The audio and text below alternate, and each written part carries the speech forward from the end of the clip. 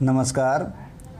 आज हम NCERT class 7 हमारे अतीत के इस श्रृंखला के अंदर तीसरा लेसन कर रहे हैं, दिल्ली के सुल्तान। इससे पहले वाले लेसन के अंदर हमने देखा था कि किस प्रकार स्थानीय शासकों के अंदर चोल साम्राज्य है वो स्थापित हुआ था, लेकिन उसके अंदर इस प्रकार का कोई जिक्र नहीं था जिसने दिल्ली को कोई महत्वपूर्ण सत्ता प्रदान की हो। हमने उसमें कन्नौज के बारे में ज़रूर देखा था जिसके लिए त्रिपक्षीय संघर्ष हुआ था, लेकिन इस लेसन के अंदर हमें दिल्ली को किस प्रकार से सत्ता का केंद्र बनाया गया इसका पता चलेगा।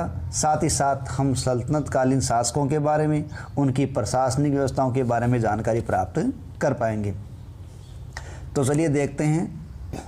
हमने अध्याय 2 में देखा कि कावेरी डेल्टा जैसे कई बड़े राज्यों के केंद्र बन गए, यानी कावेरी डेल्टा उस प्रकार के जो क्षेत्र थे वो बड़े राज्यों के केंद्र बने, ठीक है।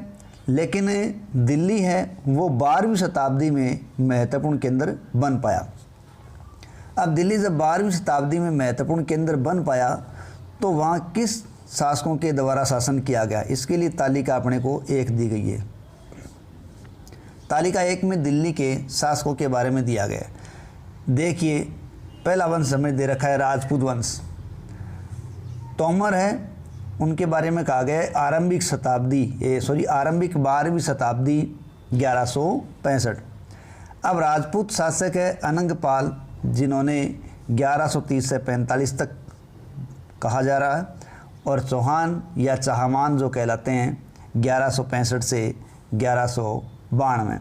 इनके अंदर मुख्य नाम देखें तो पृथ्वीराज चौहान हुए हैं, जिन्होंने सत्ता संभाली थी 1175 या 76 के आसपास, और 1192 तक सत्ता प्राप्त की, और 1192 में तराइन के दूसरे युद्ध के अंदर ये हार कर मृत्यु को प्राप्त हुए थे। नेक्स्ट इसमें दे रखा है प्रारंभिक तुर्की शासक। प्रारंभिक तुर्की शासकों के अंदर 1206 से 1290 का टाइम पीरियड दे रखा है, और ये जो टाइम पीरियड है वो इतिहास के अंदर गुलाम वंश के नाम से जाना जाता है। और इसके प्रमुख शासकों के अंदर शासक हैं कुतुबुद्दीन ऐबक, जिन्होंने शासन किया 1206 से 1210 तक, शमशुद्दीन इल्तुतमिश 1210 से 1236, रजिया सुल्तान 1236 से 1240, और गयासुद्दीन बलबन, जिन्होंने 1266 से 1287 तक शासन किया था।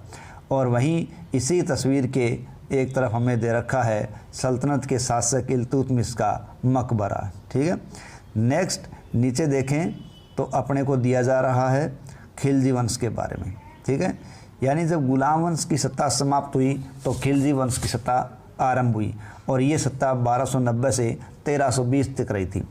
इस वंश के शासकों के अंदर जलालुद्दीन खिलजी है, जिसने 1290 से 1296 तक शासन किया, और तत्पश्चात अलाउद्दीन खिलजी, जो जलालुद्दीन खिलजी के भतीजे और दामाद थे, उन्होंने 1296 से 1316 ईस्वी तक शासन किया था और सल्तनत को मजबूत बनाने का प्रयास किया था।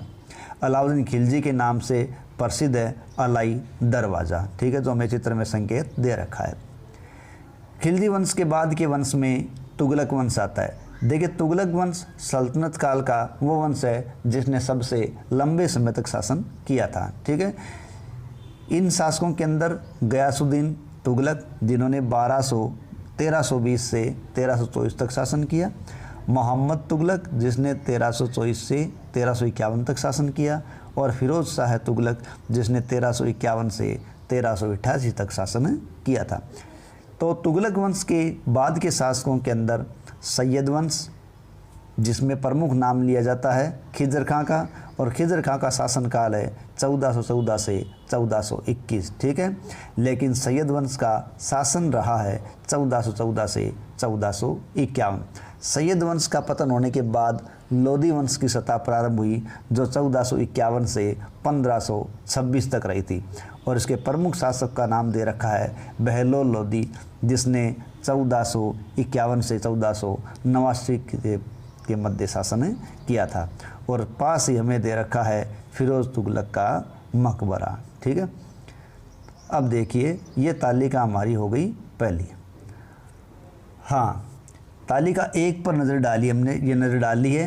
पहले तोमर राजपूतों के काल में दिल्ली किस साम्राज्य की राजधानी बनी? तोमरों की।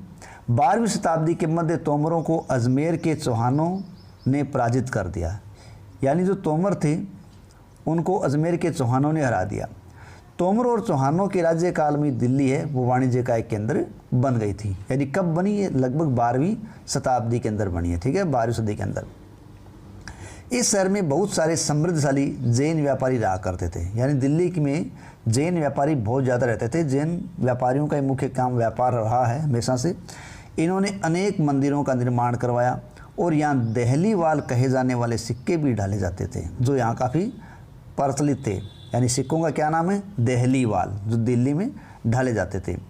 13वीं सदी के आरंभ में दिल्ली सल्तनत की स्थापना हुई और इसके साथ दिल्ली एक ऐसी राजधानी में बदल गई जिसका नियंत्रण इस उपमहाद्वीप के बहुत बड़े क्षेत्र पर फैल गया था। ठीक है, और हमें बताया गया है कि इस दिल्ली पर अलग अलग वंशों का शासन रहा है, जिनमें प्रारंभिक तुर्की शासकों के अंदर देखें तो गुलाम वंश, खिलजी वंश, तुगलक वंश, सैयद वंश, लोदी वंश और लोदियों के पतन के बाद आया यहाँ मुगल वंश। ठीक है, जिस इलाके को हम आज दिल्ली के नाम से जानते हैं। ठीक है, वहाँ मूल सुल्तानों ने अनेक नगर बसाए। अब उन अनेक नगरों में है दिल्ली ए कुहना, सीरी और जहाँपना। ठीक है, मानचित्र में अपने को दे भी रखा है दिल्ली ए कुहना, ये आ गया जहाँपना और ये आ गया सीरी। इनसे मिलकर ही दिल्ली का गठन हुआ था। ठीक है, अब नेक्स्ट देखिए दिल्ली के सुल्तानों के बारे में जानकारी, यानी इन सुल्तानों के बारे में अपने को जानकारी कैसे मिलती है। हालांकि अभिलेखों, सिक्कों और स्थापत्य के माध्यम से हमें काफ़ी सूचनाएं मिलती है, मगर और भी अधिक महत्वपूर्ण जानकारी हमें इतिहास से मिलती है। इतिहास और तारीख और त्वारीख से हमें जानकारी मिलती है। तारीख एक वचन शब्द है और त्वारीख बहुवचन शब्द है, और ये फारसी के शब्द हैं जिनका मतलब होता है इतिहास। ठीक है, तो तारीख और त्वारीख जो सुल्तानों के शासनकाल में प्रशासन की भाषा फारसी में लिखे गए इतिहास ग्रंथ है। ठीक है, उनके बारे में हमें जानकारी मिलती है। अब ये लिखने के लिए अपने को 4 चरण दिए गए हैं कि पहले चरण में कागज़ तैयार किया, पांडुलिपि तैयार करते थे, तो पहले चरण में कागज़ तैयार करते, फिर लेखन कार्य करते, फिर महत्वपूर्ण शब्दों अनुच्छेदों की ओर ध्यान आकर्षित करने के लिए सोने को पिघलाकर उनका प्रयोग किया जाता था, और फिर जिल्द तैयार की जाती थी। अब त्वारीख लिखने वाले होते कौन थे? त्वारीख के लेखक सचिव, प्रशासक, कवि और दरबारी जैसे सुशिक्षित व्यक्ति हुआ करते थे, जो घटनाओं का वर्णन भी करते थे और शासकों को प्रशासन संबंधी सलाह भी देने का काम करते थे, और ये न्याय संगत शासन के महत्व पर बल देने का काम करते थे। कौन कौन थे? त्वारीख के लेखकों में सचिव, प्रशासक, कवि और दरबारी जैसे सुशिक्षित व्यक्ति होते थे। जहाँ तक न्याय चक्र की बात है तो 13वीं सदी के एक इतिहासकार हुए हैं फ़क्र ए मुदब्बिर। उन्होंने लिखा है कि राजा का काम सैनिकों के बिना नहीं चलता, ये हम भी जानते हैं, और सैनिक वेतन के बिना नहीं जी सकते, ये भी जानते हैं। अब वेतन आता है किसानों से एकत्रित किए गए राजस्व से, मगर किसान भी राजस्व तभी चुका सकेंगे जब वे खुशहाल होंगे और प्रसन्न होंगे, उनको उपज ढंग से मिलेगी, और ऐसा तभी हो सकता है जब राजा न्याय और ईमानदार प्रशासन को बढ़ावा दे और किसानों के लिए व्यवस्थाएं करे। अब कुछ और बातें अपने को ध्यान में रखने के लिए बताई गई हैं कि त्वारीख के लेखक नगरों में, विशेषकर दिल्ली में रहते थे, गांव में शायद ही कभी कोई रहता हो। यानी त्वारीख के इतिहास लिखने वाले शहरों में रहते थे, और वे अक्सर अपने इतिहास सुल्तानों के लिए लिखते थे और उनसे ढेर सारा इनाम पाने की आशा रखते थे। और ये लेखक अक्सर शासकों को जन्मसिद्ध अधिकार और लिंग भेद पर आधारित एक आदर्श समाज व्यवस्था बनाए रखने की सलाह दिया करते थे। उनके विचारों से सारे लोग सहमत नहीं होते थे। यानी जो लेखक थे वो क्या करते थे कि शासकों को जन्मसिद्ध अधिकार और लिंग भेद पर आधारित एक आदर्श समाज व्यवस्था बनाए रखने की सलाह दिया करते थे। अब ये क्या है जन्मसिद्ध अधिकार? जन्म के आधार पर विशेषाधिकार का दावा करना। उदाहरण के लिए लोग मानते थे कि कुलीन व्यक्ति को कुछ खास परिवारों में जन्म लेने के कारण शासन करने के अधिकार विरासत में मिले हैं। ठीक है, तो शासन करने का अधिकार जब विरासत में मिला माना जाता है तो वो हो गया जन्मसिद्ध अधिकार। ठीक है, इसी प्रकार लिंग भेद की जहाँ तक बात है तो लिंग भेद के अंतर्गत कहा गया है कि स्त्रियों और पुरुषों के बीच सामाजिक तथा शरीर रचना संबंधी अंतर होता है, सब जानते हैं पर ये बात। और आमतौर पर ये तर्क देते हैं कि ऐसे अंतर के कारण पुरुष है वो स्त्रियों की तुलना में श्रेष्ठ होते हैं, इसलिए उनकी श्रेष्ठता का इस्तेमाल किया जाना चाहिए। इसी बात को संकेत करते हुए हमें रजिया सुल्ताना के बारे में बताया गया कि 1236 में सुल्तान इल्तुतमिश की बेटी रजिया सिंहासन पर बैठी। उस युग के इतिहासकार हुए मिन्हाज सिराज। उन्होंने स्वीकार किया है कि अपने सभी भाइयों में वो अधिक योग्य थी और सक्षम भी थी, लेकिन फिर भी वह एक रानी के रूप में शासक को मान्यता नहीं दे सकता था। ठीक है, दरबारी जन भी उसके स्वतंत्र रूप से शासन करने की कोशिशों से प्रसन्न नहीं थे। सन 1240 में षड्यंत्र करके उसे सिंहासन से हटाया गया और मार दिया गया। कहने का मतलब है एक स्त्री को लोग हैं वो शासक के रूप में स्वीकार नहीं कर पा रहे थे। रजिया के बारे में मिन्हाज सिराज ने कुछ लिखा है। उन्होंने लिखा है कि ईश्वर ने जो आदर्श समाज व्यवस्था बनाई है उसके अनुसार स्त्रियों को पुरुषों के अधीन होना चाहिए और रानी का शासन इस व्यवस्था के बिल्कुल विरुद्ध जाता था। इसलिए वह पूछता है खुदा की रचना के खाते में उसका ब्यौरा चूँकि मर्दों की सूची में नहीं आता, इसलिए इतनी शानदार खूबियों से भी उसे आखिर हासिल क्या हुआ। यानी वो इतना ज़रूर कबूल करता है मिन्हाज कि रजिया के अंदर काफ़ी खूबियाँ थी, लेकिन खुदा की जो व्यवस्था है उस व्यवस्था के अनुसार वो पुरुषों के अंदर शामिल नहीं थी। ठीक है, रजिया ने अपने अभिलेख जब अंकित करवाए, सिंकों पर जब अंकन करवाया तो उसने इल्तुतमिश की बेटी का अंकन करवाया था। लेकिन वहीं आधुनिक आंध्र प्रदेश के वारंगल क्षेत्र में काकतीय वंश का राज्य था। आंध्र प्रदेश के वारंगल क्षेत्र में काकतीय वंश का राज्य था। उस वंश में एक रानी हुई रुद्रमा देवी। ठीक है, और रुद्रमा देवी ने 1262 से 1279 के मध्य शासन किया था और उसका व्यवहार था वो रजिया के बिल्कुल विपरीत था। ठीक है, क्योंकि रुद्रमा देवी ने अपने अभिलेखों में अपना नाम पुरुषों जैसा लिखवाकर अपने पुरुष होने का भ्रम पैदा किया था। वहीं इतिहास में एक और रानी चर्चित है और वो है महिला शासिका कश्मीर की रानी दिद्दा। रानी दिद्दा जिसने 980 से 1003 के बीच शासन किया था और ये वो समय था जब मोहम्मद गजनवी का भारत पर आक्रमण हो रहा था। ठीक है, तो रानी दिद्दा उनका नाम दिद्दी यानी बड़ी बहन से निकला माना जाता है। जाहिर है प्रजा ने अपनी प्रिय रानी को ये स्नेह भरा संबोधन दिया हो।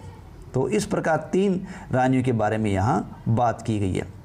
नेक्स्ट पार्ट अपने को दिया गया है खिलजी और तुगलक वंश के अंतर्गत प्रशासन और समयांकन नज़दीक से एक नजर, यानी प्रशासन को नज़दीक से देखा जाए उनके अंतर्गत क्या विशेष है। देखो, दिल्ली सल्तनत जैसे विशाल साम्राज्य के समयांकन के लिए विश्वसनीय और सूबेदारों प्रशासकों की जरूरत थी। यानी दिल्ली एक विशाल साम्राज्य के रूप में खड़ा हो चुका था, तो इसके शासन संचालन के लिए विश्वसनीय सूबेदार और प्रशासकों की आवश्यकता थी। दिल्ली के जो आरंभिक सुल्तान जैसे विशेषकर इल्तुतमिश सामंतों और जमींदारों के स्थान पर अपने विशेष गुलामों को सूबेदार नियुक्त करना अधिक पसंद करते थे। यानी आरंभिक सुल्तानों में यदि पहला नाम लिया जाए तो वो इल्तुतमिश है, तो वो क्या करते थे, वो सामंतों और जमींदारों के स्थान पर अपने गुलामों को सूबेदार नियुक्त करना ज़्यादा पसंद करते थे। इन गुलामों को फारसी में बंदगां कहा जाता था। ठीक है, ध्यान रखिए, गुलाम है वो क्या है, फारसी में बंदगां। ठीक है, इसी प्रकार फिरोज तुगलक की जब बात आएगी तो दीवान बंदगान उसने एक विभाग भी स्थापित किया था जो गुलामों के लिए था। ठीक है, तो फारसी में गुलामों को दीवान बंदगां कहा जाता है तथा इन्हें सैनिक सेवा के लिए खरीदा जाता था। उन्हें राज्य के कुछ बहुत ही महत्वपूर्ण राजनीतिक पदों पर काम करने के लिए बड़ी सावधानी से प्रशिक्षित किया जाता था। वे चूंकि पूरी तरह अपने मालिक पर निर्भर होते थे, इसलिए सुल्तान भी विश्वास उन पर करके निर्भर हो सकते थे। यानी वे पूरी तरह से अपने मालिक पर निर्भर थे, इसलिए दोनों को एक दूसरे पर पूरा विश्वास होता था। अब देखो, बेटों से बढ़कर गुलामों को बताया गया है। जिस गुलाम को हमने पाला पोसा, आगे बढ़ाया, उसकी हमें देखभाल करनी चाहिए, क्योंकि तकदीर अच्छी हो तभी पूरी ज़िंदगी में कभी कभी योग्य और अनुभवी गुलाम मिलता है। ऐसी उस वक्त की धारणाएं थी और बुद्धिमान लोगों का कहना था कि योग्य और अनुभवी गुलाम है वो बेटों से भी बढ़कर होता है। ठीक है। खलजी तथा तुगलक शासक बंदगाह का इस्तेमाल करते रहे, यानी गुलामों का इस्तेमाल करते रहे। कौन कौन? खिलजी और तुगलक। और साथ ही अपने आश्रित, आश्रित क्या होता है? जो किसी अन्य व्यक्ति के संरक्षण में रहता हो, उस पर निर्भर रहता हो, वो क्या होता है? आश्रित। तो ठीक है। तो साथ ही अपने पर आश्रित निम्न वर्ग के लोगों को भी ऊंचे राजनीतिक पदों पर बैठाते रहे, यानी अपने अधीन जो निम्न लोग हैं, आश्रित हैं, उनको वो ऊंचे पदों पर बिठाते रहे। ऐसे लोगों को सेनापति और सूबेदार जैसे पद भी दिए जाते थे। लेकिन इससे राजनीतिक अस्थिरता भी पैदा होने लगी। अब राजनीतिक अस्थिरता पैदा होने में क्या था कि गुलाम और आश्रित अपने मालिकों और संरक्षकों के प्रति तो वफादार रहते थे, लेकिन बाद में जो शासकों के उत्तराधिकारी थे, उन उत्तराधिकारियों के प्रति ये वफादार नहीं रह पाए। नए सुल्तानों के अपने नौकर होते, फलस्वरूप किसी नए शासक के सिंहासन पर बैठते ही प्राय नए और पुरानों के बीच टकराव शुरू हो जाता था। सुल्तानों द्वारा निचले तबके के लोगों को जब संरक्षण दिया जाता तो उच्च वर्ग के लोग भी अपने आप को ठगा सा महसूस करते, उनको गहरा धक्का लगता। और फारसी तवारीख के लेखकों ने निचले खानदान के लोगों को ऊंचे पदों पर बैठाने के लिए दिल्ली के सुल्तानों की आलोचना भी किए। यानी जो फारसी तवारीख के लेखक हैं वो दिल्ली सुल्तानों की इस बात के लिए आलोचना करते हैं कि उन्होंने निम्न वर्ग के लोगों को यानी निचले खानदान के लोगों को ऊंचे तबकों पर बिठा दिया। सुल्तान मोहम्मद तुगलक के अधिकारीजन। सुल्तान मोहम्मद तुगलक ने अजीज़ खुमार, क्या नाम दिया गया? अजीज़ खुमार नामक एक कल्लाल। कल्लाल कौन होता है? शराब बनाने और बेचने वाला। तो सुल्तान महमूद तुगलक ने अजीज़ खुमार नामक कल्लाड़, फिरोज हज्जाम नामक नाई और मनका तब्बाक नामक बावर्ची और लड्डा तथा पीरा नामक मालियों को ऊंचे प्रशासनिक पदों पर बिठाया था। ठीक है। तो इस प्रकार ऊंचे प्रशासनिक पदों पर बिठाया। 14वीं शताब्दी के मध्य के इतिहासकार जियाउद्दीन बर्नी ने इन नियुक्तियों का उल्लेख सुल्तान के राजनीतिक विवेक के नाश और शासन करने की अक्षमता के उदाहरणों के रूप में किया है। यानी इस प्रकार की नियुक्तियां जब दी गई तो उस समय के सुल्तान के लिए कहा गया कि उनकी राजनीतिक विवेक है वो नाश हो गया है और शासन करने में वो सक्षम नहीं है, तभी ऐसे लोगों को नियुक्तियां दी गई है। तो इस प्रकार वो निम्न वर्ग के लोगों के नियुक्तियां ऊंचे पदों पर किए जाने के खिलाफ थे। पहले वाले सुल्तानों की ही तरह खलजी और तुगलक शासकों ने भी सेना नायकों को भिन्न भिन्न आकार के इलाकों के सूबेदार के रूप में नियुक्त किया और ये जो इलाके थे वो इक्ता कहलाते थे और इक्ता को संभालने वाले अधिकारी इक्तेदार या मुफ्ती कहलाते थे। ठीक है। यानी छोटे छोटे प्रशासनिक इलाके जो बनाए गए थे वो इक्ता थे और उनको संभालने वाले इक्तेदार या मुफ्ती कहलाते थे। अब बात आती मुफ्ती है उसका फ़र्ज़ क्या था। देखिए, मुफ्ती का फ़र्ज़ था सैनिक अभियानों का नेतृत्व करना और अपने इक्तों में कानून व्यवस्था को बनाए रखना। अपनी सैनिक सेवाओं के बदले वेतन के रूप में मुफ्ती अपने इलाकों से राजस्व की वसूली किया करते थे। यानी मुफ्ती जो सैनिक सेवा दिया करता था बदले में वो अपने इलाके से राजस्व वसूल करता था और उसी राजस्व के रूप में मिली रकम से वे अपने सैनिकों की तनख्वाह भी देते थे। मुफ्ती लोगों पर काबू रखने का सबसे प्रभावी तरीका ये था कि उनका वंश परंपरा से न चले और कोई भी इक्ता थोड़े थोड़े समय के लिए मिल सके जिससे बाद उनका स्थानांतरण कर दिया जाए। यानी इक्ता पर नियंत्रण का सबसे बड़ा काम क्या था कि एक तो वो वंश परंपरा न हो, दूसरा थोड़े समय के लिए दिया जाए और समय समय पर उनका स्थानांतरण कर दिया जाए। ठीक है। सुल्तान अलाउद्दीन खिलजी और मोहम्मद तुगलक के शासनकाल में नौकरी के इन कठोर नियमों का बड़ी सख्ती से पालन किया गया। मुफ्ती लोगों द्वारा एकत्रित किए गए राजस्व की रकम का हिसाब लेने के लिए राज्य द्वारा लेखा अधिकारी भी नियुक्त किए गए थे। इस बात का ध्यान रखा जाता था कि मुफ्ती राज्य द्वारा निर्धारित करी वसूले और संख्या के अनुसार ही वो सैनिक रखें। ना तो वो जितनी राज्य ने संख्या दे रखी है उससे ज़्यादा सैनिक रख सकता था और ना ही वो अधिक कर वसूल कर सकता था। जब दिल्ली के सुल्तानों या दिल्ली के सुल्तान शहरों से दूर आंतरिक इलाकों को भी अपने अधिकार में ले आए तो उन्होंने भूमि के स्वामी जो सामंत और अमीर थे, तो भूमि के स्वामी सामंतों और अमीर जमींदारों को अपनी सत्ता के आगे झुकने पर विवश कर दिया। पहले सामंत और अमीर जमींदार ये अपनी सत्ता खुद चलाया करते थे या अपने राज्य में स्वतंत्र थे, लेकिन अब सुल्तानों के अधीन आ गए तो ये भी झुकने के लिए बाध्य हो गए। अलाउद्दीन खिलजी के शासनकाल में भू राजस्व के निर्धारण और वसूली के कार्यों को राज्य अपने नियंत्रण में ले आया। जो पहले कौन करते थे? सामंत और जमींदार। तो अब अलाउद्दीन खिलजी के शासनकाल में ये इसके अधीन आ गए। स्थानीय सामंतों से कर लगाने का अधिकार छीन लिया गया, बल्कि उन्हें स्वयं भी कर चुकाने के लिए बाध्य कर दिया गया। सुल्तान के प्रशासकों ने जमीन की पैमाइश की और उसका हिसाब बड़ी सावधानी से रखा। कुछ पुराने सामंत और जमींदारों को राज्य के निर्धारण और वसूली के अधिकारी के रूप में सल्तनत की नौकरी करनी पड़ी। यानी जो सामंत और जमींदार पहले स्वतंत्र रूप से अपने कर वसूल करते थे, वो अब सल्तनत की नौकरी करने लग गए थे। और उस समय 3 तरह के सल्तनत काल में करों का जिक्र ज़्यादा आता है। पहला है कृषि कर। कृषि कर को खिराज कहा जाता था और खराज किसान की उपज का लगभग 50% दिया जाता था। तो खराज क्या था? कृषि कर था जो लगभग उपज का 50% लिया जाता था। मवेशियों पर दूसरा कर लिया जाता था जो चराई कर होता था, और तीसरा गृह या घरों पर लिया जाने वाला कर था। इस प्रकार कृषि कर, खराज, मवेशी पर चराई कर और घरों पर गृह कर, ये 3 कर प्रमुख कर थे। यह याद रखना जरूरी है कि इस उपमहाद्वीप का काफ़ी बड़ा हिस्सा दिल्ली के सुल्तानों के अधिकार से बाहर ही था। दिल्ली से बंगाल जैसे सुदूर प्रांत का नियंत्रण कठिन था, क्योंकि बंगाल और दिल्ली के बीच की बहुत दूरी थी। तो दिल्ली से बंगाल जैसे सुदूर प्रांतों का नियंत्रण कठिन था, और दक्षिणी भारत की विजय के तुरंत बाद ही वह पूरा क्षेत्र फिर से स्वतंत्र हो गया था।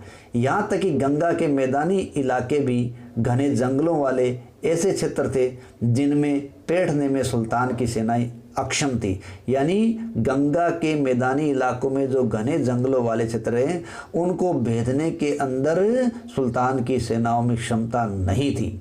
स्थानीय सरदारों ने इन क्षेत्रों में अपना शासन जमा लिया।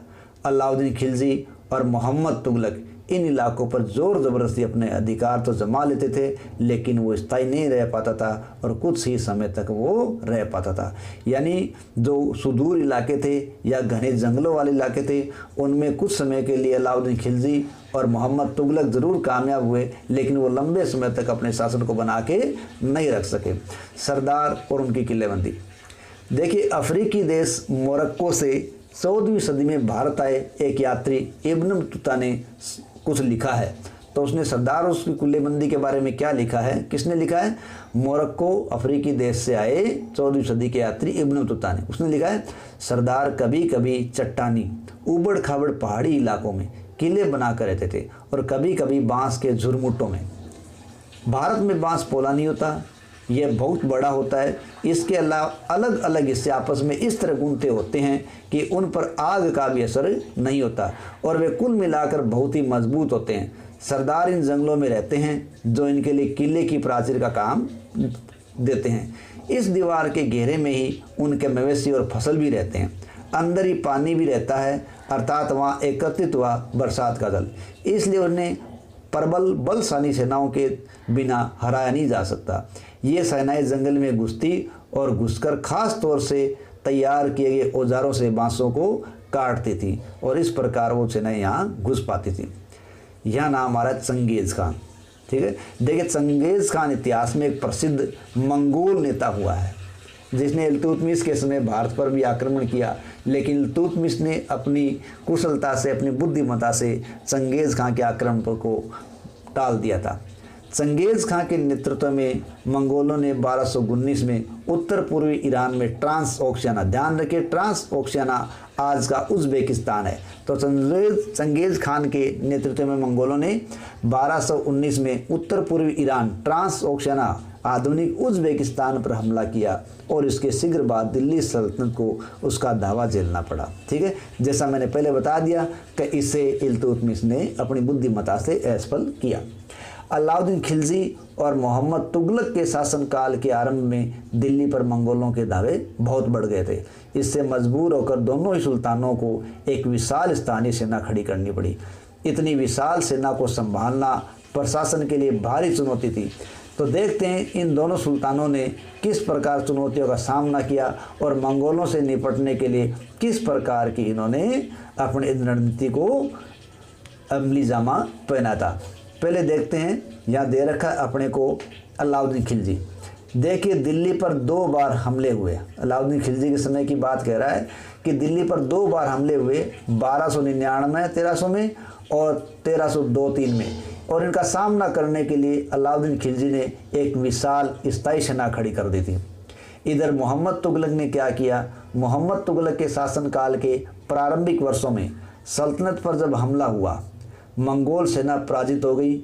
मोहम्मद तुगलक को अपनी सेना की शक्ति पर और अपने संसाधनों पर इतना विश्वास था कि उसने ट्रांस ओशियाना पर आक्रमण की योजना बना ली और एक स्थायी सेना तैयार करना उसका आक्रामक कदम था, यानी वो सफल हो गया।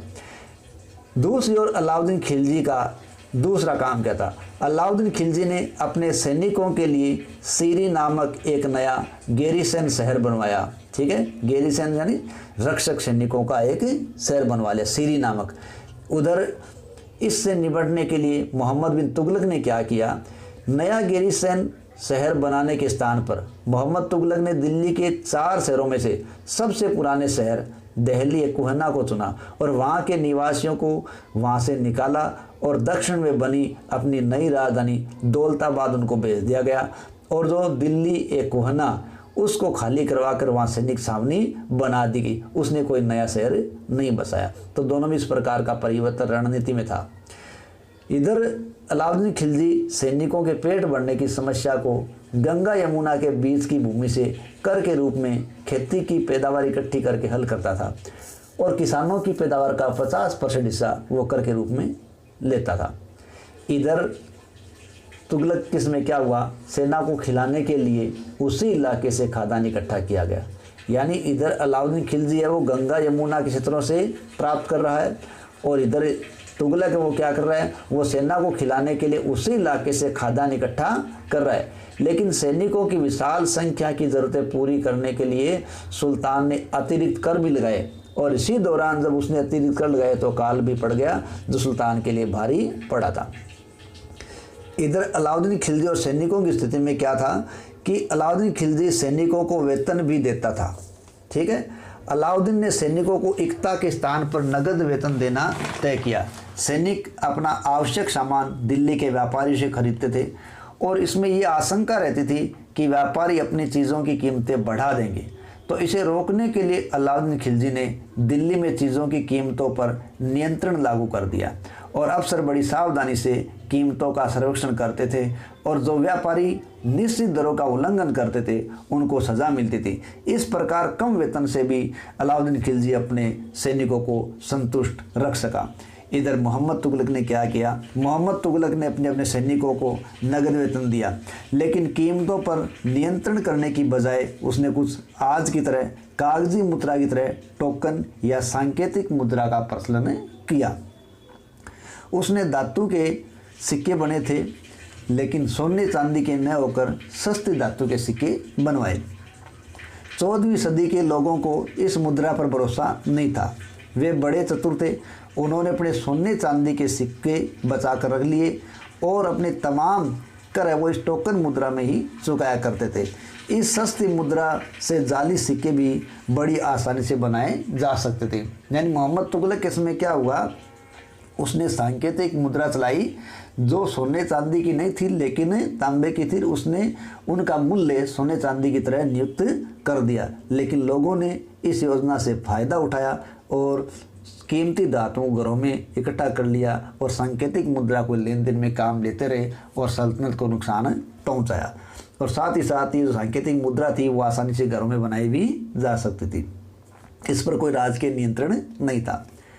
अलाउद्दीन खिलजी के प्रशासनिक कदम काफ़ी सफल रहे और इतिहासकारों ने कीमतों में कमी और बाजार में वस्तुओं की कुशलता से आपूर्ति के लिए उसके शासनकाल की बहुत प्रशंसा की है।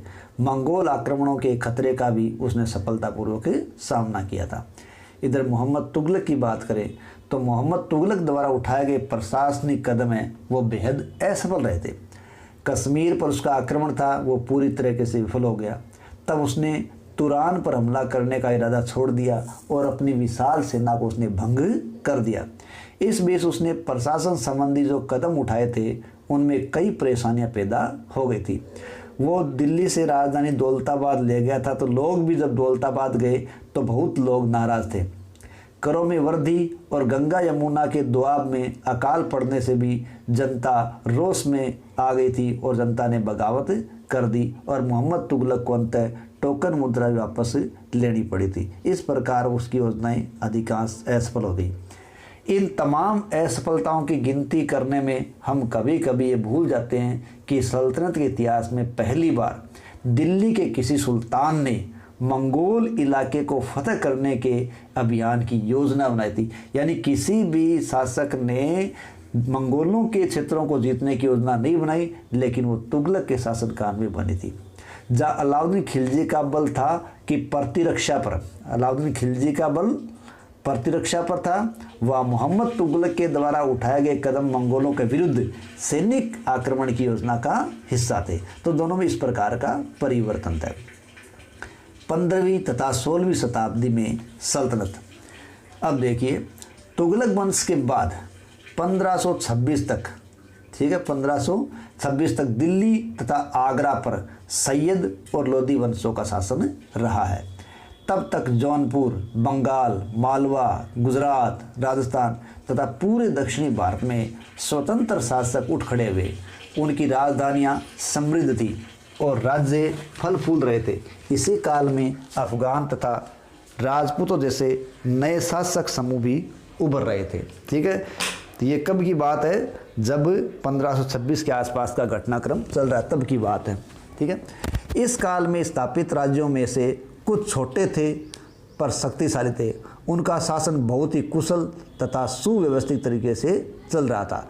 इनमें एक नाम दिया गया अपने को शेर शाह सूरी का सूर साम्राज्य। ठीक है, शेर शाह सूरी ने 1540 से 1545 में बिहार में अपने चाचा के एक छोटे से इलाके के प्रबंधक के रूप में अपना काम शुरू किया था और आगे चलकर उसने इतनी उन्नति की कि मुग़ल सम्राट हुमायूं, जिसने 1530 से 1540 तक शासन किया, उसको 1540 में यहाँ से भागने को विवश होना पड़ा और उसके बाद 40 से 55 तक उसने 15 साल का निर्वासन बताया और हुमायूं 55 में वापस आया गया, 56 में उसकी मृत्यु हो गई थी।